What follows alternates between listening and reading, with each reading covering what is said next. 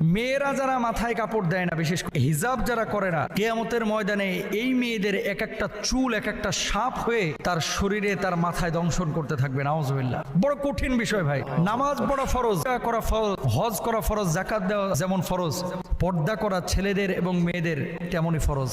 মনে রাখবেন আল্লাহ তাআলা বলেছেন ওয়ালিয়াদরিবনা বিখুমরিহিন্না আলা জুয়ুবিহিন, মেয়ে এমন এক পোশাক মাথা থেকে পা পর্যন্ত ঝুলিয়ে দিবে যাতে করে তার শারীরিক আকার আকৃতি অবয়ব বোঝা না যায়। আজকে সামান্য একটু ফ্যাশন করার জন্য, নিজেকে জাহের করার জন্য, প্রেজেন্ট করার জন্য, মানুষের সামনে আমার সিল্কি চুলগুলোকে প্রকাশ করার জন্য আপনি যে পর্দার খেলাফ কাজটা করতেছেন, এই সিল্কি চুলগুলো কিয়ামতের ময়দানে এটা ওই রাসেল ভাইপারের মতো আক্রমণাত্মক হয়ে যাবে। এই চুলগুলো আপনাকে মাথার উপরে দংশন করবে। কেন আমরা বুঝি না? মেয়েদের পর্দা হচ্ছে গোটা শরীর।